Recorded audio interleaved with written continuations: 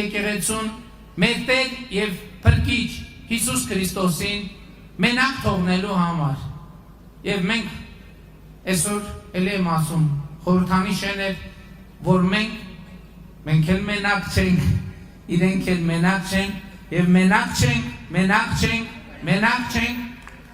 մենակ չէ եկեղեցին մենակ չէ պետությունը որովհետեւ եկեղեցին եւ պետությունը այլևս իրար հետ են Եվ եկեղեցի ժողովրդի համար է, և ես մեր ժողովրդին կոչ եմ անում, այո գնալ պատարակների, և իրենց հոգևոր սպասավորներին, հորդորել, խնդրել, միանալ Հայաստանյաց առաքելական Սուրբ եկեղեցու բարենորոգման օրակարգին, հորդորել պատարակների ժամանակ,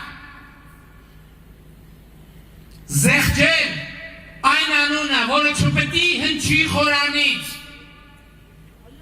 մինչև այն պահը, երբ որ մենք կունենանք Հիսուս Քրիստոսի անունով, ժողովրդով,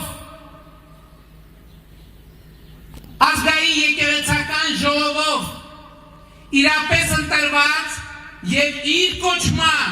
Եվ իր ապրածի, իր աշխարհայացի, իր հոգու պարունակության իմաստով լեգիտիմ կաթողիկոս։ Ես կոչ եմ անում բոլոր տեղերում, բոլոր պատարակներին մասնակցող մեր ժողովրդի նախ մասնակցել պատարակներին և պահանջել, հորդորել, խնդրել, որպեսզի հոգևորականները, պատարակող հոգևորականները, այդ եկեղեցիներում ծառայող հոգևորականները միանան բարենորոգման օրակարգին, հանուն Հայաստանյաց առաքելական Սուրբ եկեղեցու, հանուն Հայաստանի Հանրապետության և հանուն մեր Տեր և Փրկիչ Հիսուս Քրիստոսի։ Շնորհակալ եմ շատ։